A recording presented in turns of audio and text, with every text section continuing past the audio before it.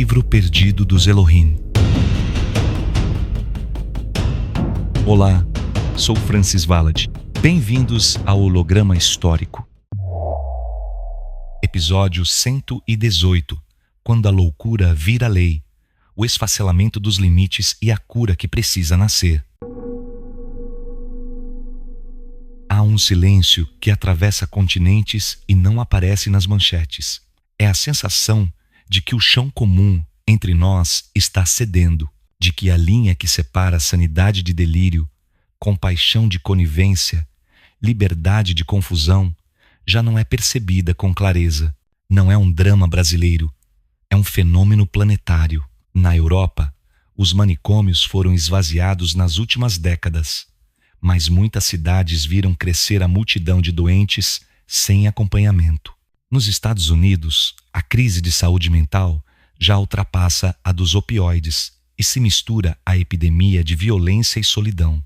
No Japão, há uma geração inteira que vive reclusa em quartos, paralisada por ansiedade e delírio social. A Organização Mundial da Saúde estima perto de 1 bilhão de pessoas afetadas por transtornos psíquicos e mais da metade não tem tratamento adequado. Enquanto isso, a cultura do espetáculo transformou sintomas em mercadoria. O sofrimento virou conteúdo viral, e o que antes era sinal de ferida passou a ser defendido como identidade. Adultos que pedem para ser reconhecidos como crianças, jovens que se declaram animais, comunidades que negam limites biológicos elementares, não como exceções clínicas, mas como estilos de vida celebrados por curtidas e hashtags.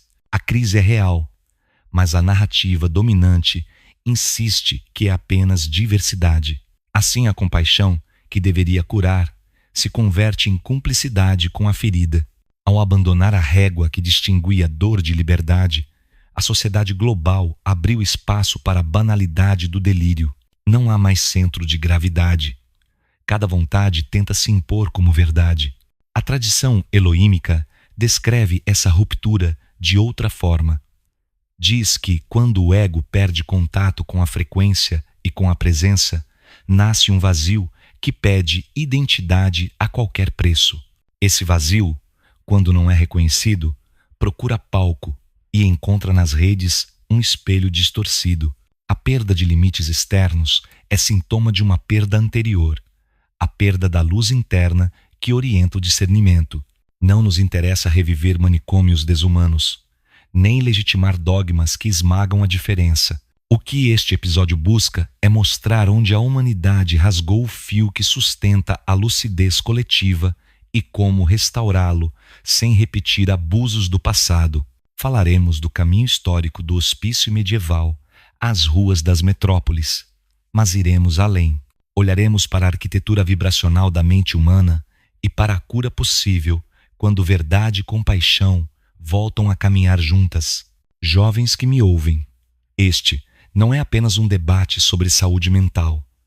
É um chamado para reconstruir a realidade comum que herdaram já fragmentada. Pais, professores, cuidadores. Este é um convite para retomarmos o cuidado sem medo das narrativas passageiras. A partir de agora, caminharemos por esta travessia, com os olhos na história e o coração atento à frequência, porque o problema é global, mas a cura também pode ser. Começa na lucidez de cada consciência que decide permanecer desperta. Capítulo 1. A régua quebrada, do hospício ao palco. Por séculos, a humanidade tratou a loucura como um enigma ameaçador. Antes que a ciência ousasse estudar a mente, o insano era visto como alguém tomado por demônios ou punido pelos céus. A resposta social foi a exclusão, afastá-lo da comunidade, erguer muros, acorrentar, silenciar. Esse impulso de confinamento revelava medo e ignorância, mas também a intuição de que havia algo que precisava de limites para não desordenar o convívio. Com o iluminismo e a revolução científica, os manicômios começaram a surgir como promessa de cuidado racional, mas as primeiras instituições eram muito mais depósitos humanos do que espaços de cura, corredores úmidos, celas escuras, com tensões físicas brutais. A história da psiquiatria é marcada por essa tensão entre a tentativa genuína de aliviar a dor psíquica e o abuso de poder sobre os frágeis. A ciência avançou, mas a sombra do medo permaneceu. No Brasil do século XIX, Machado de Assis captou essa ambiguidade em O Alienista. Simão Bacamarte acreditava que poderia classificar com régua científica quem era são e quem era louco. No início, parecia sensato separar delírio de normalidade, mas a régua tornou-se elástica. Bastou que alguém destoasse do comportamento comum para receber diagnóstico de insanidade. Machado expôs a arbitrariedade que surge quando a régua da mente é controlada pelo poder e não pelo cuidado. O século XX trouxe uma guinada. A psiquiatria passou a reconhecer que a doença mental não era castigo divino nem degeneração moral, mas condição humana que merecia tratamento. Em vários países, políticas públicas tentaram humanizar os asilos, introduzir terapias, devolver aos pacientes um lugar na sociedade. Parecia que a régua estava, enfim, sendo calibrada. Mas as guerras, os totalitarismos e os experimentos eugênicos mostraram que a mesma ciência podia voltar a ser instrumento de opressão. Depois da Segunda Guerra, surgiu o movimento antimanicomial. Ele denunciou os abusos dos grandes hospitais psiquiátricos e defendeu que a pessoa com transtorno mental fosse atendida em rede comunitária, integrada à família e à vida social. A intenção era nobre, substituir o encarceramento pelo cuidado. Entretanto, em muitos lugares o pêndulo oscilou rápido demais. Os manicômios foram desativados sem que houvesse estrutura suficiente de apoio. Centenas de milhares de pacientes graves foram lançados nas ruas, sem remédio, sem acompanhamento, sem voz. A régua, que antes fora rígida demais, partiu-se de vez. Na virada do milênio, a ascensão das redes digitais inaugurou outra fase, a cultura do espetáculo. O que antes era visto como sofrimento passou a render audiência. Comportamentos outrora classificados como sintomas começaram a ser apresentados como performances ou identidades alternativas. A dor psíquica virou entretenimento. A compaixão foi substituída pela curiosidade mórbida. A necessidade clínica foi abafada pelo aplauso. A tradição elohímica interpreta essa oscilação como sinal de um desalinhamento do eixo ego-frequência-presença. Quando o ego perde contato com a frequência interna, o pulso que liga a mente à ordem do real, o indivíduo busca fora de si uma régua que o defina. Se a sociedade oferece disciplina opressiva, ele se revolta. Se oferece aplauso fácil, ele se perde no personagem. Em ambos os extremos, a centelha não encontra repouso. A quebra da régua não foi apenas política ou clínica, foi vibracional. A ausência de parâmetros firmes fragilizou o discernimento coletivo. Assim, a história passou do hospício medieval ao palco digital, sem atravessar a etapa da maturidade. Num extremo, houve excesso de controle. No outro, excesso de permissividade. Nenhum dos dois ofereceu cura. Um feriu o corpo, o outro dissolveu a lucidez. Entender esse percurso é fundamental para a travessia que propomos neste episódio. Não buscamos restaurar os muros que humilharam, nem aplaudir as fantasias que anestesiam. Buscamos reconstruir a régua que mede a dignidade, reconhecer a dor, oferecer tratamento, preservar a realidade comum. Sem ela, continuaremos presos ao mesmo ciclo, ora punindo, ora celebrando o delírio, mas nunca o curando. Capítulo 2. A Casa Verde revisitada. O espelho de Machado e a distorção contemporânea. Quando Machado de Assis escreveu O Alienista no fim do século XIX, talvez não imaginasse que sua ficção se tornaria um mapa para compreender crises que viriam 100 anos depois. A Casa Verde, o hospício fundado pelo médico Simão Bacamarte, era mais que um cenário, era um espelho da sociedade. A régua usada por Bacamarte para separar razão de loucura refletia o desejo humano de controlar o que não entende. No princípio, o projeto parecia sensato. A cidade de Itaguaí sofria com desordens e manias estranhas. Separar os perturbados dos demais parecia ato de cuidado. Mas a régua foi se tornando subjetiva. Bastava que alguém fosse generoso demais, supersticioso demais ou vaidoso demais para receber diagnóstico de insanidade. O que deveria proteger acabou servindo para subjugar. Machado mostrava que quando uma sociedade abdica do discernimento comum, abre espaço para que o poder transforme virtudes em vícios e diferenças em crimes. Se a ficção de Machado denunciava o excesso de enquadramento, nosso tempo sofre do excesso de permissividade.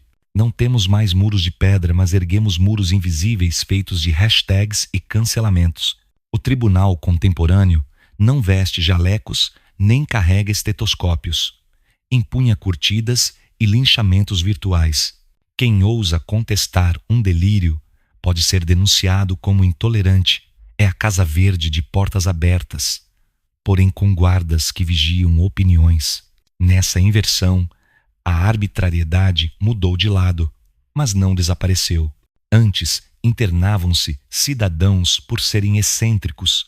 Hoje, exalta-se o sintoma como bandeira e pune-se quem lembra que há realidade objetiva. A régua continua elástica, só trocou de mãos. Em vez de calabouços, há palcos e microfones. Em vez de diagnósticos, slogans identitários. Em vez de prescrição, aplausos. A visão eloímica reconhece um padrão nesse ciclo. Quando o ego se desconecta da presença, busca legitimidade no olhar do outro. O sujeito deixa de se ancorar na própria luz interna e se alimenta da aprovação pública ou da autoridade externa. Por isso, em diferentes épocas, a mesma fragilidade assumiu formas opostas. Ora submissão ao poder médico, ora dependência da plateia. O delírio não está apenas na mente do paciente, mas no campo coletivo que perde a noção de limite. A história mostra que tanto a repressão cega quanto a permissividade absoluta desumanizam. Nos dois extremos, a pessoa que sofre é reduzida a rótulo de louco perigoso ou de símbolo de diversidade. Em nenhum dos casos recebe a escuta que cura. O que falta é sabedoria para discernir entre acolher a pessoa e validar o sintoma. Esse discernimento não nasce de decreto político, nasce de um centro ético comum, um acordo sobre o real. O alerta de Machado permanece atual. Quando uma sociedade entrega a régua da sanidade a quem busca poder, cedo ou tarde, a régua serve para controlar, não para cuidar. Hoje o poder mudou, de forma está distribuído entre algoritmos, influenciadores, tribunais de opinião, mas o perigo é o mesmo: substituir a verdade pelo consenso forçado. Recuperar a lucidez exige reconhecer que o sofrimento mental não é espetáculo nem dogma.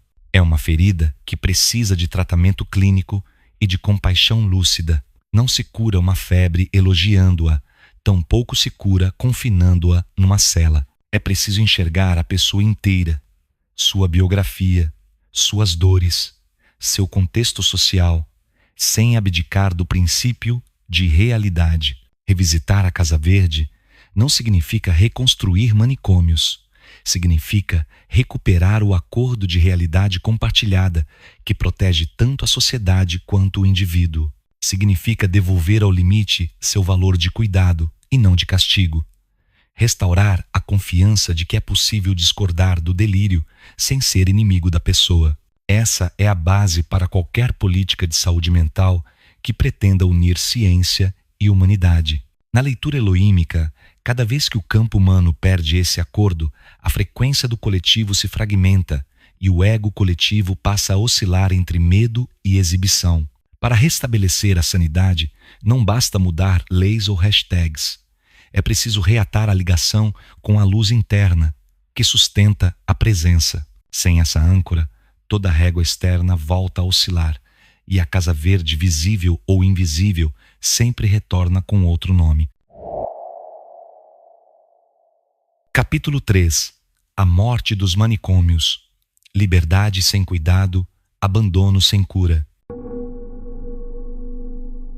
Na segunda metade do século XX, um vento de reforma soprou sobre a psiquiatria em quase todos os continentes. Depois de décadas de histórias sombrias, choques, celas, eletrochoques indiscriminados, abusos e abandono, emergiu uma consciência ética. Não bastava manter as pessoas vivas atrás de muros, era preciso tratá-las como seres humanos. Assim nasceu o movimento antimanicomial, em diferentes países e sob nomes diversos, mas com a mesma intenção: substituir a lógica do encarceramento pela lógica do cuidado. No Brasil, na Itália, em Portugal e em boa parte da Europa Ocidental, leis começaram a ser aprovadas nas décadas de 1980 e 1990, determinando o fechamento progressivo dos grandes hospitais psiquiátricos.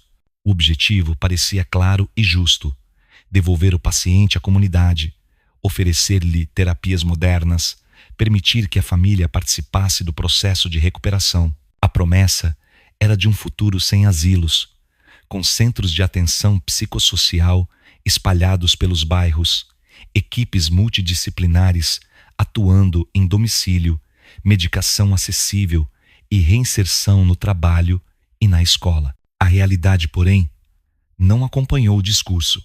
Muitos governos fecharam os hospitais sem construir a rede substitutiva. O que era para ser libertação transformou-se pouco a pouco em abandono. Pacientes crônicos, dependentes de tratamento contínuo, foram devolvidos a famílias despreparadas ou, simplesmente, deixados à própria sorte. Alguns voltaram a viver em casas sem estrutura, outros caíram na rua. O resultado foi visível nas grandes cidades. Uma nova população de rua composta não só de pobres, mas de doentes mentais sem atendimento, vulneráveis a drogas, violência e exploração. Nos Estados Unidos, a mesma dinâmica ocorreu após a desinstitucionalização nos anos 1970. Sem hospitais e sem rede comunitária suficiente, muitos doentes graves acabaram nas ruas ou no sistema prisional. Em várias capitais europeias, o cenário se repetiu.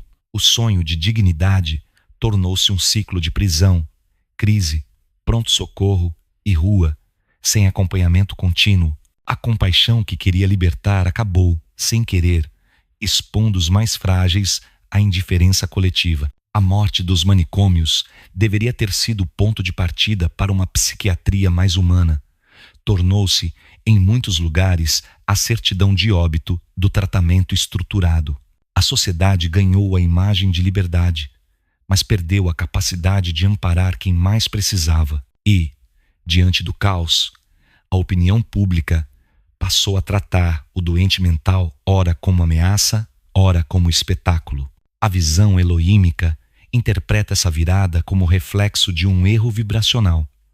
Ao destruir a antiga contenção externa, sem antes reconstruir a frequência de cuidado, a humanidade abriu um vazio. O limite externo caiu, mas o limite interno, a presença consciente da comunidade, não foi despertado para ocupar o lugar. Sem uma âncora de compaixão lúcida, a liberdade virou ausência de fronteira, e a ausência de fronteira tornou-se novo tipo de prisão, a do abandono. Nos corredores vazios dos antigos hospitais ficaram não apenas paredes frias, mas também um campo de responsabilidade coletiva que nunca foi transferido. O que era para ser rede tornou-se buraco. A política de saúde mental, vista por muitos governos como gasto secundário, passou a sofrer cortes orçamentários. Profissionais formados na esperança de um novo modelo trabalharam em condições precárias, enfrentando filas enormes, falta de medicamentos e salários baixos. Em países pobres, a situação tornou-se dramática. Um único psiquiatra para dezenas de milhares de habitantes, ambulatórios lotados e pessoas à deriva nas ruas. A lacuna deixada pela desinstitucionalização não é apenas social, é também espiritual. Ao longo de séculos, por mais brutais que fossem, os manicômios representavam para o imaginário coletivo um lugar de contenção do sofrimento. Quando desapareceram, a cultura urbana não encontrou outro símbolo de cuidado. O sofrimento psíquico, antes invisível atrás dos muros, tornou-se paisagem cotidiana e, com o tempo, deixou de chocar. A ferida exposta tornou-se banal. A compaixão deu lugar ao hábito de ignorar. Essa indiferença global mostra que a reforma não fracassou apenas por má gestão, mas por falta de um enquadramento ético e vibracional. A sociedade não foi preparada para ser guardiã dos seus membros mais frágeis. A cura exige mais que políticas públicas. Requer restaurar o senso de limite como ato de amor, revalorizar profissionais de saúde mental e reconhecer que certos quadros demandam cuidado intensivo e contínuo. A morte dos manicômios é uma lição. Derrubar muros é fácil. Construir pontes de cuidado é a verdadeira obra civilizatória. Sem essa ponte, o que chamamos de liberdade se torna descuido, e o descuido perpetua o sofrimento que a reforma prometeu acabar. É nesse terreno de abandono que a cultura do espetáculo encontrou matéria-prima para transformar sintomas em moda, o tema do próximo capítulo. Capítulo 4. A moda do delírio, quando a dor vira entretenimento.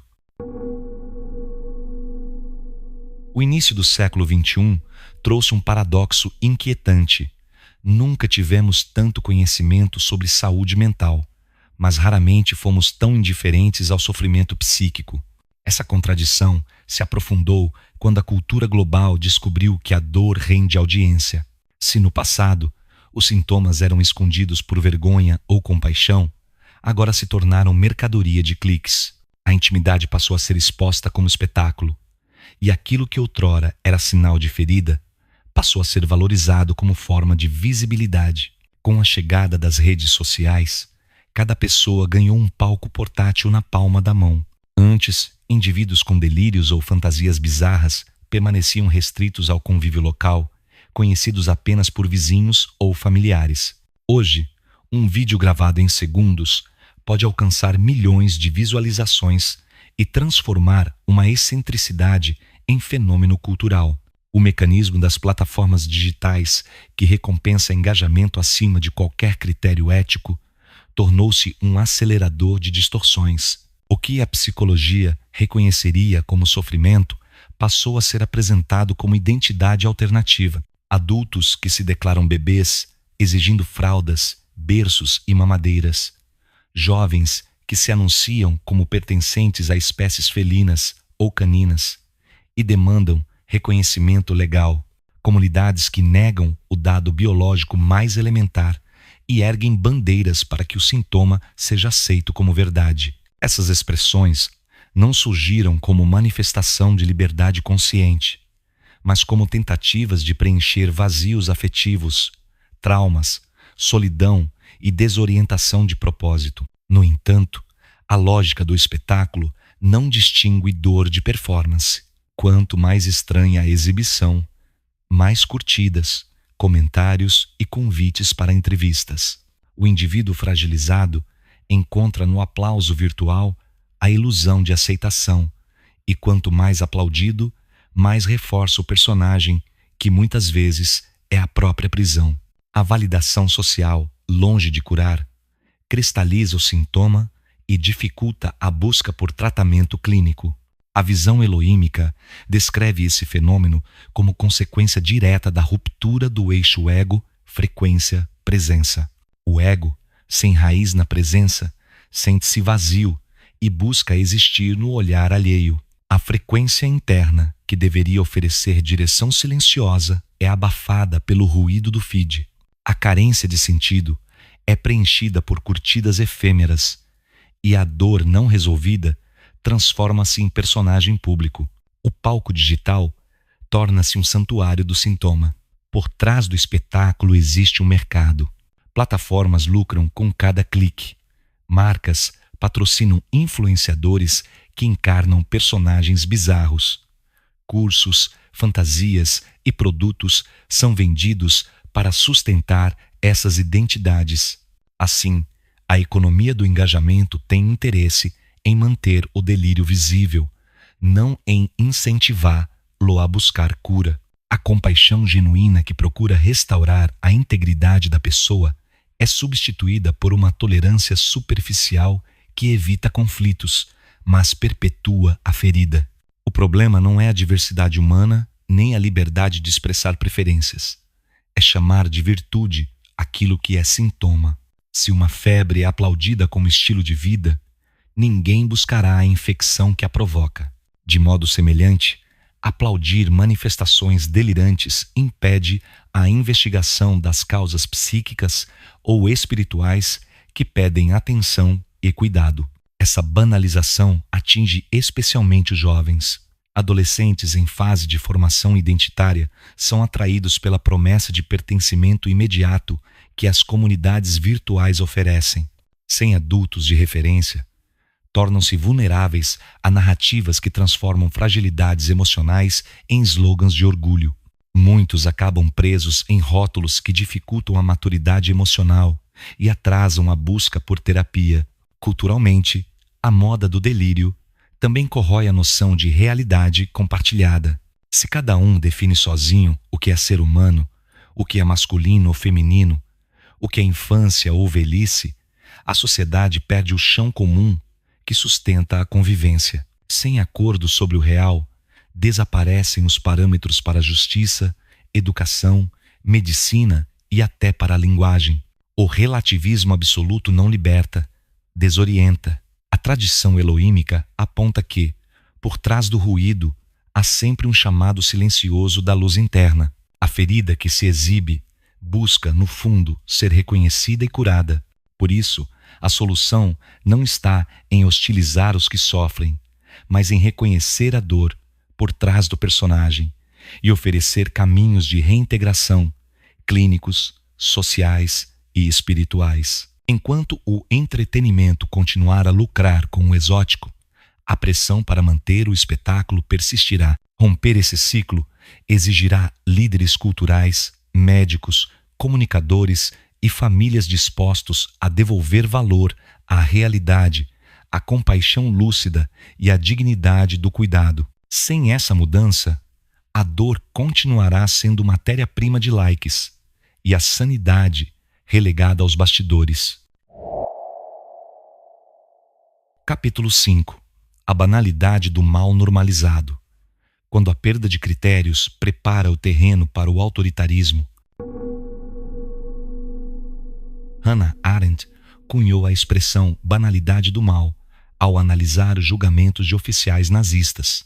O que a impressionou não foi encontrar monstros sedentos de sangue, mas burocratas comuns, capazes de participar de atrocidades sem sentir culpa, apenas porque estavam cumprindo ordens ou seguindo a norma. A lição de Arendt continua viva. A pior distorção não surge sempre com violência explícita. Muitas vezes infiltra-se como rotina aceita e sem questionamentos. A sociedade contemporânea assiste a um processo semelhante, embora com roupagem diferente. Não vemos, na maioria dos países, líderes clamando abertamente pela perseguição de minorias ou pela criação de campos de concentração. O que presenciamos é mais sutil a normalização de práticas e discursos que corroem os pilares da realidade compartilhada. Aos poucos, critérios objetivos para distinguir saúde de doença, fato de fantasia, liberdade de conivência vão sendo relativizados. E quando os critérios somem, o poder passa a residir em quem grita mais alto ou manipula melhor a narrativa. Esse processo começou de forma quase imperceptível. Em nome da tolerância e da inclusão, abriram-se pequenas exceções. Um diagnóstico flexibilizado aqui, um termo adaptado ali, uma nova identidade reconhecida sem debate científico. Cada passo, isolado, parecia inofensivo. Juntos, mudaram o mapa cultural. A régua que deveria medir a realidade foi perdendo a precisão, e o espaço que antes servia de proteção aos vulneráveis transformou-se em terreno fértil para manipulações. A banalidade do mal, hoje, não veste uniforme militar. Veste slogans coloridos e hashtags atraentes. Diz defender a empatia, mas retira a coragem de confrontar a ilusão. Diz libertar, mas desarma a consciência crítica.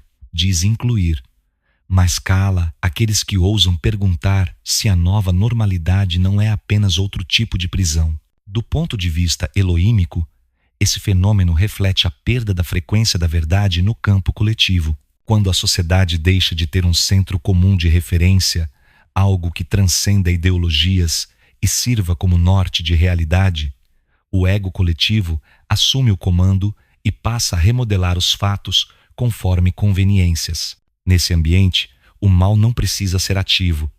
Basta a soma de omissões, de silêncios cúmplices, de indiferença. Um exemplo visível é a forma como crianças e adolescentes têm sido expostos a conteúdos que antes seriam considerados inadequados ou patológicos, com a justificativa de respeitar a diversidade. Escolas, plataformas digitais e até políticas públicas muitas vezes evitam fazer distinção entre comportamento saudável e sinal de sofrimento. O resultado é a confusão precoce de identidades, que fragiliza jovens em fase de formação psíquica e os torna vulneráveis a pressões de grupos ou ideologias. A banalidade do mal manifesta-se também no silêncio de profissionais que, temendo represálias, deixam de emitir pareceres clínicos claros. Psiquiatras e psicólogos relatam sentir-se constrangidos a aceitar definições impostas por agendas políticas ou culturais, mesmo quando percebem risco para o paciente. A ciência, intimidada, abdica de seu papel de orientar políticas de cuidado, e a lacuna é preenchida por influenciadores e celebridades. Outro aspecto inquietante é que a perda de critérios favorece a ascensão de formas novas de autoritarismo. Não é mais o Estado que decreta a verdade oficial. São conglomerados midiáticos, corporações tecnológicas, tribunais informais da opinião pública. Quem controla a narrativa, controla a percepção do real. E quem controla o real, exerce poder sobre decisões políticas, leis e costumes. Assim, sob o pretexto de proteger sensibilidades, instala-se uma censura disfarçada, na qual questionar o delírio é visto como ato de hostilidade. A banalidade do mal, nesse contexto, não mata corpos em campos de extermínio, mas corrompe a lucidez coletiva. Ao aceitar delírios como virtudes e ao demonizar a crítica como preconceito, a sociedade abandona os frágeis e premia a distorção. Quando a realidade comum se desfaz, cada um vive na sua bolha e ninguém mais é responsável pelo outro. A tradição eloímica alerta que, quando a luz interna não é cultivada, as trevas não precisam invadir com violência. Basta apagar o senso de discernimento. A ausência de parâmetros claros é terreno onde germinam tanto o caos quanto a tirania, e a cura exige reerguer critérios que protejam a dignidade humana. Reconhecer o sofrimento, exigir tratamento, diferenciar empatia de conivência. Romper a banalidade do mal normalizado não é retroceder a velhas repressões, é restaurar a coragem de nomear o que é real, mesmo que isso desagrade narrativas populares.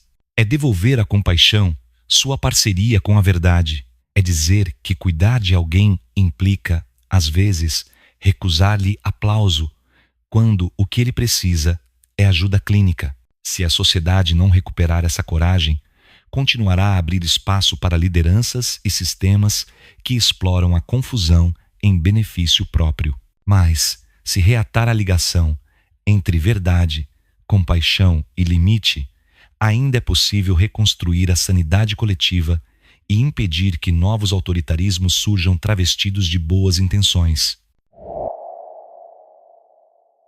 Capítulo 6. Quando a compaixão vira cumplicidade. Limites que salvam, limites que ferem. Existe uma linha quase invisível que separa a compaixão verdadeira da cumplicidade disfarçada de bondade. É uma linha tão sutil que muitas sociedades, no desejo de acolher, acabam ultrapassando sem perceber. De um lado, a compaixão genuína enxerga a dor do outro, estende a mão e busca aliviar o sofrimento. Do outro, a cumplicidade inconsciente, temendo ferir sentimentos, passa a validar aquilo que mantém a ferida aberta. Nas últimas décadas, a linguagem do acolhimento foi usada para justificar a aceitação acrítica de comportamentos que antes eram reconhecidos como sinais de sofrimento psíquico. A intenção, na maioria das vezes, não foi má. Tratava-se de evitar discriminação, reduzir estigmas e respeitar a dignidade individual.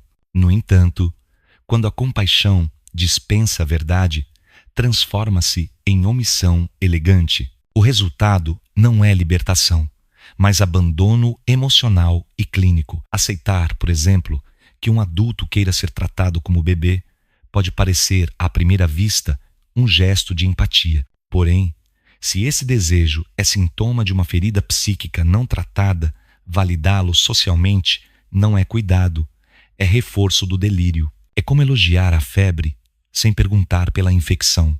A pessoa sente-se reconhecida no personagem, mas continua sem atenção que poderia devolvê-la à saúde.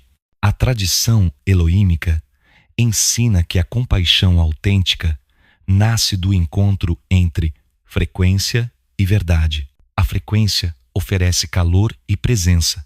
A verdade aponta o limite que protege. Quando a compaixão se afasta da verdade, perde a capacidade de orientar. Quando a verdade se afasta da frequência, torna-se fria e punitiva. Somente a união das duas sustenta a cura. Amor que não ilude, limite que não humilha. No cenário contemporâneo, muitos profissionais de saúde mental relatam a dificuldade de manter esse equilíbrio. Ao tentar nomear transtornos que exigem tratamento, são acusados de patologizar identidades. Ao alertar para riscos, enfrentam campanhas de difamação. A pressão social e jurídica faz com que muitos optem pelo silêncio, deixando pacientes à deriva. Assim, a compaixão institucional é substituída por discursos inclusivos que soam belos, mas não entregam cuidado real. Também há um fator econômico que mantém esse ciclo. A indústria do entretenimento e as plataformas digitais lucram com performances excêntricas. Quanto mais excêntrico o personagem, mais engajamento e publicidade. Por isso, raramente há interesse em incentivar a busca por tratamento que possa devolver sobriedade e, portanto, reduzir a audiência. O que se vende como inclusão é muitas vezes mercantilização da dor. A cumplicidade coletiva se estende às famílias e às instituições educativas. Pais receosos de impor limites temem ser vistos como opressores. Escolas, intimidadas por pautas ideológicas, preferem não questionar. O que antes era responsabilidade adulta, orientar, corrigir, proteger, passou a ser percebido como violação de liberdade. Com isso, crianças e adolescentes em sofrimento deixam de receber direcionamento e afeto estruturante. A visão eloímica identifica aqui um padrão vibracional, a perda do princípio de limite como ato de amor. Limites não foram criados para ferir, mas para proteger a integridade do campo humano. São como margens de um rio. Sem elas, a água se espalha e destrói. Com elas, flui e dá vida. Negar limites em nome de empatia é remover as margens e o resultado é inundação emocional, caos identitário e aumento do sofrimento. Para restaurar a verdadeira compaixão, é necessário recuperar a coragem de dizer não, quando esse não salva. Significa distinguir pessoa de sintoma. A pessoa merece respeito e afeto. O sintoma precisa ser confrontado com cuidado clínico e, quando necessário, com contenção. Significa oferecer escuta sem aplaudir distorções, apoiar sem reforçar ilusões. Historicamente, comunidades que confundiram bondade com permissividade acabaram sacrificando os mais frágeis. Quem mais sofre é quem mais precisa de clareza. Por isso, Reerguer o valor do limite é ato de responsabilidade ética e vibracional. Devolve à compaixão seu papel de cura e à verdade seu tom de cuidado. A maturidade social exige essa reconciliação. Não basta denunciar excessos autoritários do passado, nem aplaudir modas permissivas do presente. É preciso recuperar o centro, o ponto onde frequência e verdade se encontram e transformam compaixão em força restauradora. Quando a sociedade reconhecer que limite é proteção, deixará de premiar o delírio como diversidade e voltará a cuidar de quem realmente precisa. E somente nesse terreno será possível erguer políticas de saúde mental que não oscilam entre manicômios e hashtags, mas que devolvem dignidade aos pacientes e lucidez à comunidade. Capítulo 7. A sociedade refém do politicamente intocável. A censura invisível que aprisiona a lucidez. Toda a sociedade precisa de freios para conter abusos, mas quando os freios se transformam em grilhões do diálogo, a lucidez começa a definhar. Nas últimas 2 décadas, o Ocidente e boa parte do mundo conectado viveram a ascensão de um novo regime cultural, que não se apresenta como ditadura clássica, mas como moral intocável. Surgiu a princípio com a intenção legítima de proteger minorias vulneráveis contra discriminação e violência histórica. Era uma resposta necessária a séculos de injustiças, um acerto de contas moral. Entretanto, algo se perdeu no caminho. O impulso de proteção foi capturado por agendas ideológicas que transformaram causas legítimas em zonas de silêncio. Passou-se a considerar que certos temas não podem sequer ser questionados. Qualquer tentativa de debate é rotulada como intolerância, preconceito ou discurso de ódio. O que deveria ser escudo contra agressões virou arma de censura preventiva. O resultado é que professores, pais, médicos, jornalistas e até cientistas passaram a andar sobre cascas de ovos. O medo de usar a palavra errada ou de mencionar que determinado comportamento possa indicar sofrimento psíquico paralisou a comunicação. O espaço público, que deveria ser lugar de diálogo e busca comum da verdade, converteu-se em um tribunal emocional, em que sentimentos subjetivos têm peso maior que evidências objetivas. A visão elohímica identifica nessa dinâmica um sinal de inversão do eixo frequência, ego, presença. Quando a presença, que sustenta a escuta silenciosa, é substituída pelo ego coletivo, qualquer crítica é vista como ataque pessoal. O campo perde a vibração da verdade compartilhada. A frequência que sustentaria discernimento é abafada pelo ruído da disputa identitária. Assim, ideias deixam de ser examinadas pelo que são e passam a ser julgadas pelo impacto que causam ao orgulho de um grupo. Em ambientes educacionais, essa censura sutil tem produzido gerações de jovens incapazes de ouvir opiniões contrárias sem interpretar elas como agressão. O debate científico sobre saúde mental sofre impacto direto. Psicólogos evitam descrever sintomas por receio de rotular identidades. Psiquiatras hesitam propor protocolos por medo de serem acusados de impor normalidade. Pais se calam diante de sinais de confusão dos filhos, temendo parecer autoritários. Esse silêncio protetor, porém, não protege e abandona. Além do aspecto psicológico, há um componente político e econômico.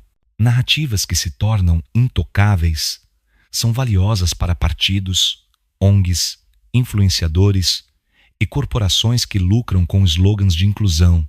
Manter certas pautas como tabu impede que dados objetivos venham à tona e preserva mercados inteiros baseados no engajamento emocional. Quem questiona ameaça o negócio e, por isso, é desqualificado. Do ponto de vista histórico, regimes autoritários sempre prosperaram quando a população passou a temer a própria voz. No passado, a censura vinha de ministérios e exércitos.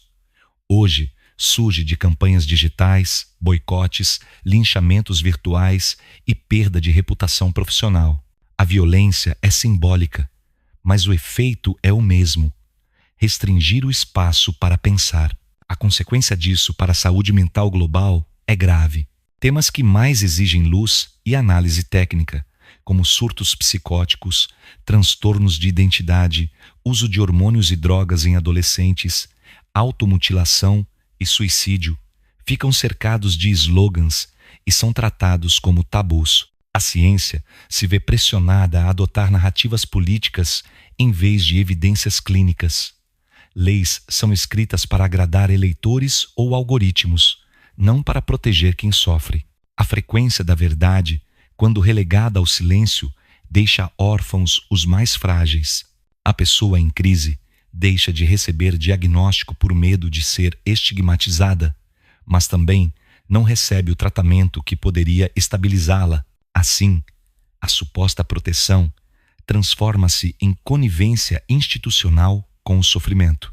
Romper esse cativeiro cultural exige recuperar a coragem de conversar, coragem de perguntar sem insultar, de discordar sem desumanizar, de distinguir crítica de hostilidade.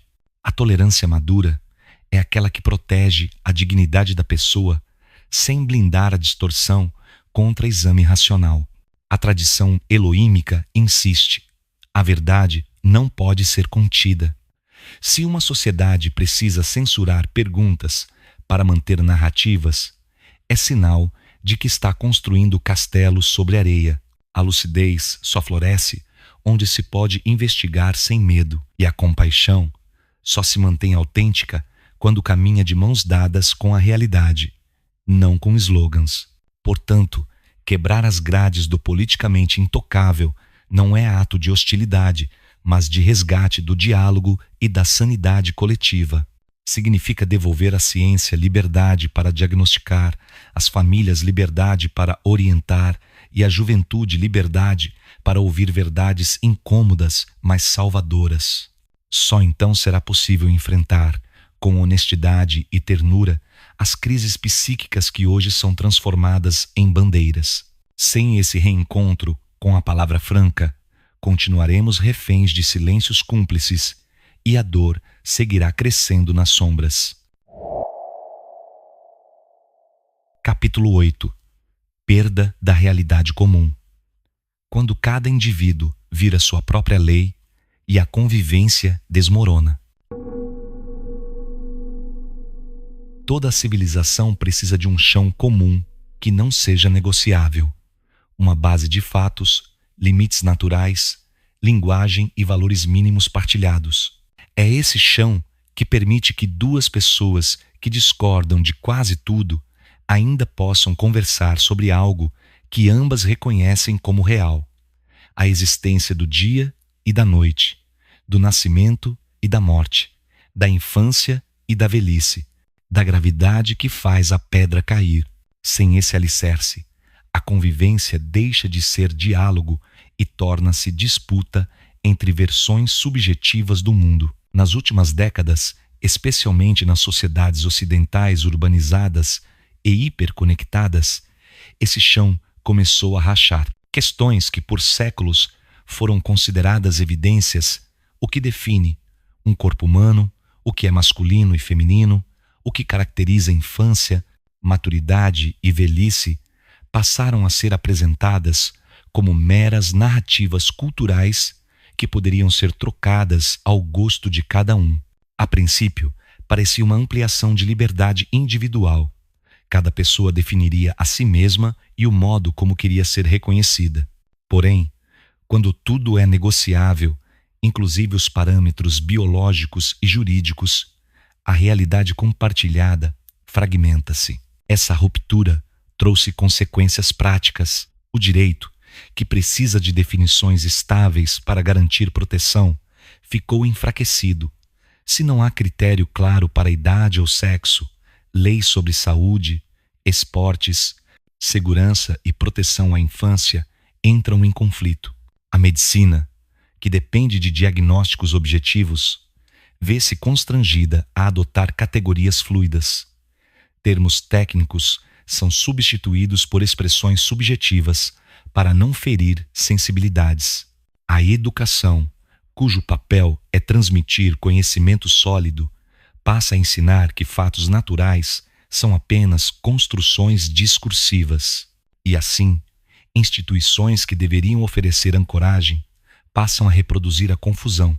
A visão eloímica lê esse fenômeno como consequência da perda do eixo frequência-presença no campo coletivo. A frequência é o pulso silencioso que recorda à consciência humana que existe uma ordem além do desejo momentâneo. A presença é a capacidade de estar inteiro diante da realidade do outro e de si. Quando essas duas dimensões são substituídas pelo ego coletivo, cada indivíduo sente-se autorizado a refazer o real conforme o humor, e qualquer contestação é interpretada como violência. O resultado é a erosão do senso comum, literalmente, a perda daquilo que é comum. No plano psicológico, essa dissolução atinge a formação da identidade pessoal. Crianças e adolescentes precisam de referências externas consistentes para construir a percepção de si mesmos. Quando lhes é dito que tudo é relativo, imutável, o desenvolvimento emocional torna-se instável, gerando ansiedade e sentimento de desamparo. Adultos, sem quadros de referência estáveis, tendem a sentir-se isolados e desconfiados, cada um em sua bolha interpretativa. O ambiente digital intensifica a fragmentação. Algoritmos entregam a cada usuário mundos personalizados, reforçando crenças e preferências, raramente expondo-o a visões divergentes. Dessa forma, deixam de existir debates com base em fatos comuns. Há apenas diálogos paralelos entre bolhas. A política torna-se guerra de narrativas.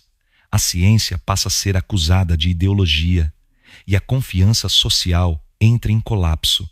A tradição eloímica alerta que uma comunidade sem chão comum se torna vulnerável à manipulação de narrativas. Quem controla a história oficial e a semântica dominante passa a ditar a percepção do real, seja governo, mídia, corporações ou líderes carismáticos. Esse controle não precisa de coerção física. Basta moldar as palavras até que a própria experiência cotidiana seja questionada. É assim que se pavimenta o caminho para novas formas de autoritarismo, não pela força, mas pela erosão da evidência compartilhada. Para reconstruir a realidade comum, não basta impor decretos, é necessário um pacto ético que reconheça que certas referências à dignidade do corpo humano, à proteção da infância, a diferença entre fato e opinião, a existência de limites naturais, não podem ser dissolvidas por modas culturais. Significa restaurar a autoridade da experiência e da ciência sem cair em dogmatismos ideológicos. Significa proteger a diversidade legítima sem permitir que a fantasia destrua o território do real. A frequência da verdade na linguagem eloímica precisa voltar a vibrar como eixo silencioso que sustenta a convivência. Enquanto isso não acontecer, a fragmentação continuará a produzir desconfiança, isolamento, violência verbal e mental. Sem chão comum, não há justiça, não há cuidado aos vulneráveis e não há possibilidade de compaixão lúcida, porque cada grupo passa a viver em seu próprio mapa de mundo. A restauração da realidade partilhada não implica uniformizar as pessoas, mas devolver-lhes a linguagem comum para discordar sem se destruir. Somente assim a sociedade conseguirá lidar com a diversidade sem perder os limites que salvaguardam a dignidade humana. Capítulo 9. O vazio deixado pela ausência de psiquiatras e psicólogos. Quando a falta de cuidado abre espaço para narrativas frágeis. Toda ferida não tratada acaba sendo preenchida por algo: silêncio, fantasia, superstição ou oportunismo. Na saúde mental global, o lugar que deveria ser ocupado por psiquiatras, psicólogos, terapeutas ocupacionais e redes de apoio tem sido tomado por influenciadores digitais, fóruns anônimos e discursos ideológicos. A ausência de profissionais em número suficiente deixou milhões de pessoas à mercê de soluções improvisadas e muitas vezes nocivas. A Organização Mundial da Saúde estima que metade das pessoas com transtornos mentais não recebe nenhum tipo de tratamento. Em países de baixa e média renda, a situação é dramática. Há regiões onde existe apenas um psiquiatra para cada 200 mil habitantes.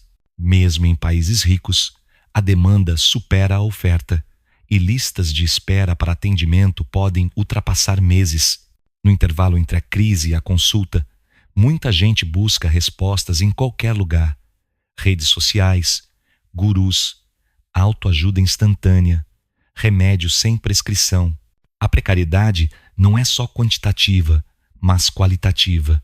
Profissionais de saúde mental, quando existem, enfrentam salários baixos, sobrecarga de trabalho, falta de recursos, carência de formação continuada e pressão política para se alinharem a narrativas populares. Em muitas regiões, psiquiatras e psicólogos abandonam o serviço público e os que permanecem atuam exaustos, com pouco tempo para ouvir pacientes. Essa fragilidade estrutural compromete a continuidade do cuidado e torna quase impossível o acompanhamento de longo prazo para casos graves. A lacuna deixada por essa ausência foi rapidamente ocupada pela cultura do conselho rápido e da validação emocional online.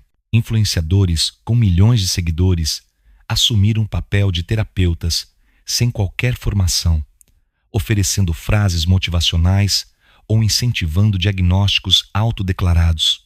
Alguns chegam a sugerir que a identidade pessoal ou a adesão a certas comunidades virtuais bastaria para resolver a dor psíquica. Outros transformam transtornos sérios como ansiedade severa, depressão e distúrbios de personalidade em conteúdo de entretenimento, banalizando a gravidade da condição. Para jovens conectados, essas vozes parecem mais acessíveis do que um consultório distante e caro. O problema é que acolhimento virtual não substitui tratamento clínico. Em vez de orientação técnica, oferecem slogans de empoderamento que, sem base científica, podem reforçar sintomas ou retardar a busca por ajuda qualificada. Na ausência de diagnóstico adequado, quadros que poderiam ser estabilizados precocemente evoluem para crises agudas, automutilação ou até suicídio. A visão eloímica interpreta esse cenário como resultado de um vazio vibracional no campo do cuidado. Durante séculos, os manicômios, ainda que imperfeitos, simbolizavam a existência de um espaço reservado à dor psíquica, um lugar onde a sociedade reconhecia que havia sofrimento a ser tratado. Com o fechamento abrupto dessas instituições e sem a criação de redes substitutivas robustas, esse espaço desapareceu não só fisicamente, mas no imaginário coletivo. O sofrimento mental deixou de ter endereço visível e, por isso, perdeu prioridade política e social. Esse vazio repercute na formação de novos profissionais. Em muitos países, a carreira em psiquiatria ou psicologia clínica deixou de atrair jovens devido à baixa valorização e ao estigma. Menos estudantes se interessam pela área, criando um ciclo de escassez cada vez maior. Enquanto isso, crises globais como a pandemia de Covid-19, a instabilidade econômica, as guerras e as redes sociais tóxicas ampliam a demanda por cuidados que não existem. A tradição eloímica afirma que a comunidade humana só floresce quando seus membros mais frágeis são vistos e sustentados. Quando os portadores de sofrimento psíquico são deixados à própria sorte, a frequência do coletivo se enfraquece, cresce a violência, a desesperança e a desagregação social. O cuidado profissional não é luxo, é infraestrutura espiritual e social que mantém a coesão do campo humano. Para reverter esse quadro, não basta aumentar vagas em cursos ou abrir consultórios particulares. É preciso revalorizar a saúde mental como prioridade civilizatória, financiando redes públicas de atendimento contínuo, garantindo supervisão ética e apoiando famílias. Também é crucial restabelecer a confiança na autoridade técnica de psiquiatras e psicólogos, blindando-os de pressões ideológicas que distorcem diagnósticos. A lacuna atual mostra que, quando a ciência se ausenta, o espaço não fica neutro. É ocupado por narrativas frágeis e interesses comerciais. Sem guias qualificados, a população se torna refém de soluções rápidas que alimentam um ciclo de sofrimento. Reinstalar a presença de profissionais, portanto, não é apenas questão médica. É ato de reconstrução da frequência do cuidado, devolvendo dignidade àqueles que hoje têm sua dor transformada em espetáculo ou em bandeira política. Somente quando a sociedade recolocar psiquiatras e psicólogos no centro do sistema de proteção, não como autoridades punitivas, mas como guardas das margens do rio humano, será possível deter a banalização da loucura e oferecer cura real a quem padece. Capítulo 10. A frequência que cura. A visão elohímica para restaurar a sanidade coletiva. Chegamos ao ponto em que não basta mais denunciar a crise. É preciso propor caminhos de cura e não apenas clínicos, mas culturais, espirituais e vibracionais. Toda ferida social nasce de pequenas fissuras na interioridade humana. Sem restaurar o que se rompeu dentro, as reformas externas sempre acabam por repetir antigos ciclos. A tradição elohímica ensina que a mente humana é sustentada por um tripé vivo: ego, frequência e presença. O ego organiza a identidade pessoal. A frequência conecta o ser à ordem maior da vida. A presença garante lucidez para distinguir ilusão de realidade. Quando o ego se torna absoluto, desconectado da frequência e da presença, cresce vazio, delírio e compulsão por reconhecimento. O que chamamos de crise de saúde mental global é, sob essa lente, o sintoma coletivo de uma humanidade que perdeu a escuta da frequência e trocou a presença silenciosa pelo ruído incessante do espetáculo. A primeira chave para restaurar a sanidade coletiva é reaprender a silenciar. O silêncio não é ausência de som, mas espaço interior onde a mente pode ouvir o que não muda com as modas. Práticas simples, respiração consciente, momentos de contemplação na natureza, ritos de pausa em escolas e hospitais funcionam como válvulas de desaceleração, ajudando o ego a reconhecer que não é o centro do universo. Esse passo parece pequeno, mas sem ele, toda tentativa de diálogo fracassa, pois o ego excitado não escuta. A segunda chave é reabilitar a palavra limite como ato de amor. Por séculos, limites foram confundidos com castigo. Nas últimas décadas, tornaram-se sinônimo de opressão. Na visão elohímica, limite é estrutura de proteção do campo. Assim como a pele protege o corpo e a margem protege o rio, regras claras e coerentes protegem a mente frágil. Políticas de saúde mental, educação e família precisam recuperar a coragem de dizer não onde o não salva e de oferecer sim onde o sim liberta, sem medo de desagradar narrativas populares. A terceira chave é recolocar a ciência e o cuidado no centro do debate, desarmando slogans ideológicos. Psiquiatras, psicólogos, terapeutas e pesquisadores devem poder atuar sem coerção política ou censura cultural. Seus diagnósticos precisam ser escutados como bússolas clínicas, não como ofensas identitárias. A sociedade deve exigir que governos financiem redes de atendimento contínuo, valorizem profissionais e integrem serviços de saúde mental a escolas, comunidades e ambientes de trabalho. A quarta chave é restaurar vínculos comunitários. O isolamento urbano e digital alimenta a sensação de abandono e aumenta a vulnerabilidade ao delírio.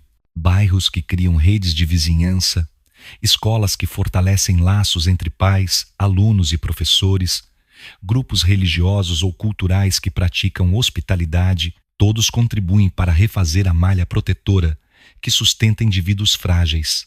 Nenhum algoritmo substitui a presença humana atenta.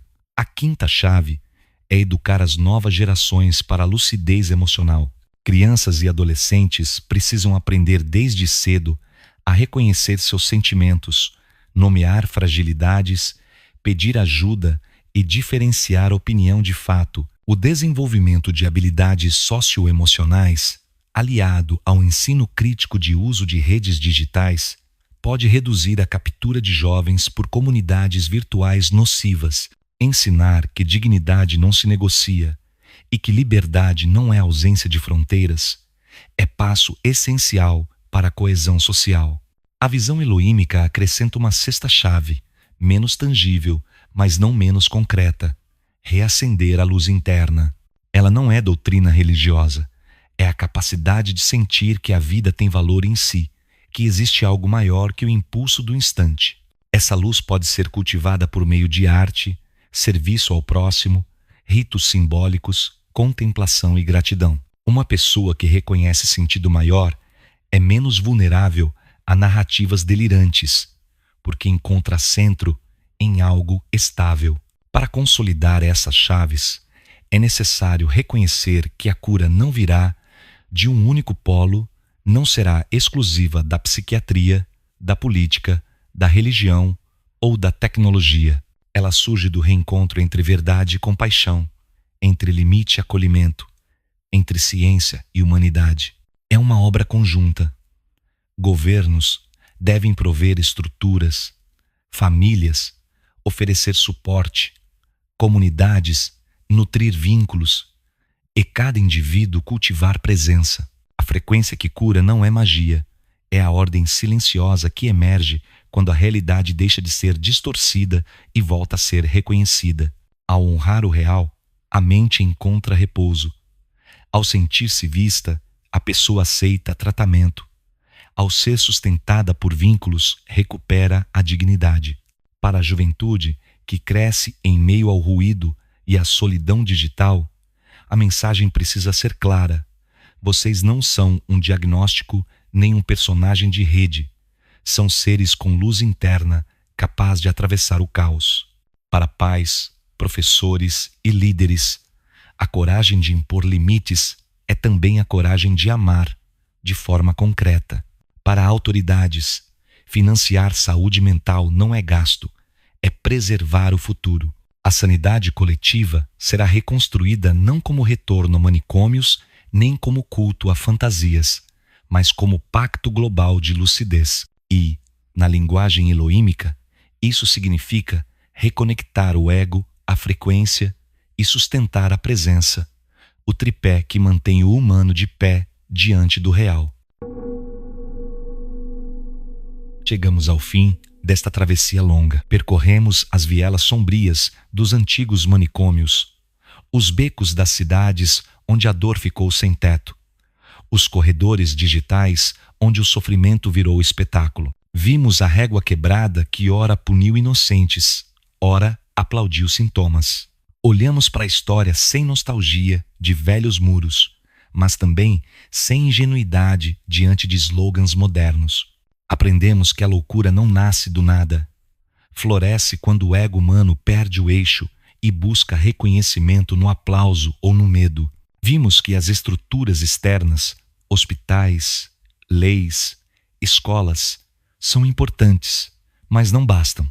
Sem frequência, sem presença, todo limite vira opressão e toda liberdade vira abandono. Olhando para a realidade global, compreendemos que a crise não pertence a um país ou a um partido. É uma ferida planetária que atravessa continentes e culturas. Na Ásia, jovens isolados em quartos. Na Europa e na América, pacientes em situação de rua. Em todos os lugares, redes digitais que amplificam delírios e silenciam diagnósticos. É um problema comum da espécie humana. Perdemos o chão partilhado que sustentava a convivência. A tradição eloímica recorda que nenhuma civilização sobrevive sem um centro de lucidez. Não é um prédio, nem um governo, mas uma frequência viva que nos lembra de que existe verdade para além da vontade do dia. Quando esse centro se apaga, a sociedade oscila entre extremos. Ora reprime com dureza, ora cede a permissividades que chamam a doença de virtude. O equilíbrio só retorna quando verdade e compaixão voltam a caminhar juntas. Por isso, a cura não se limita a remédios ou terapias, embora eles sejam indispensáveis. Ela exige a coragem de dizer não onde o não salva e de dizer sim onde o sim liberta. Exige líderes capazes de enfrentar a pressão de narrativas frágeis para defender crianças, pacientes e famílias. Exige que médicos recuperem a autoridade clínica, que educadores recobrem a confiança no limite como um ato de amor e que comunidades voltem a reconhecer os seus mais frágeis. É também um chamado para cada um de nós recuperar a presença num tempo em que tudo nos distrai. Parar alguns minutos por dia para escutar o silêncio interno já é um gesto de resistência. Silenciar é abrir espaço para perceber a dor do outro sem confundi-la com espetáculo. Silenciar é a primeira forma de dizer à mente: não és refém do ruído. Aos jovens que nos acompanham, sei que muitos de vocês cresceram sem referências firmes, com fronteiras borradas entre real e virtual, e podem ter sido tentados a acreditar que tudo é fluido. Escutem esta verdade. Vocês são mais do que rótulos, diagnósticos ou personagens de rede. Existe em cada um uma luz interna que não precisa de aplauso para existir. Cuidem dessa luz. Busquem ajuda quando a mente pesar. Não confundam liberdade com ausência de direção. Liberdade é poder caminhar com consciência. Aos pais, professores, cuidadores, não deixem o medo de parecer autoritários roubar de vocês o dever de orientar. Limite dado com amor é proteção, não opressão. A criança precisa de margens para crescer, assim como o rio precisa de leito para não transbordar. Quando hesitamos por medo do julgamento alheio, deixamos os pequenos vulneráveis ao caos das narrativas externas. As autoridades e governantes. Priorizar a saúde mental é investir na própria sobrevivência da sociedade. Sem cuidado aos frágeis, cresce a violência, aumenta a desigualdade, multiplica-se a desesperança. Reconstruam redes de atendimento, valorizem psiquiatras e psicólogos, protejam a infância. Financiar isso não é gasto, é fortalecer a base de qualquer nação. O holograma histórico existe para lembrar que a história não é apenas cronologia, é também campo de escolhas vibracionais e que ainda podemos escolher outro rumo, honrar a realidade, cuidar dos frágeis, ensinar que limites não são muros de ódio, mas margens que salvam. Se entendermos isso, não precisaremos repetir os erros do passado, nem sucumbir às modas do presente. Encerramos este episódio com a esperança de que cada ouvinte se torne guardião do real e da compaixão lúcida, que não tema nomear a verdade, mas o faça com ternura, que não confunda empatia com cumplicidade, que recupere a coragem de perguntar e de cuidar. Se este conteúdo fez sentido, compartilhe com quem mais precisa ouvir, especialmente jovens e adolescentes que crescem em meio ao ruído e podem confundir delírio com identidade. Eles são os mais visados pelo sistema e os que mais merecem resgate. Divulgar este episódio é oferecer a alguém uma chance de enxergar que ainda há caminho, ainda há cura. Para sustentar esta missão, contamos com o apoio de quem acredita na importância de manter este trabalho vivo. PayPal, francisvalade@hotmail.com. Chave Pix, francis.valade@gmail.com. Que a frequência da verdade atravesse os muros e os feeds e devolva ao mundo a lucidez perdida. E que a presença desperta nos lembre: a sanidade é possível quando nos reconhecemos humanos, finitos, porém capazes de cuidar uns dos outros.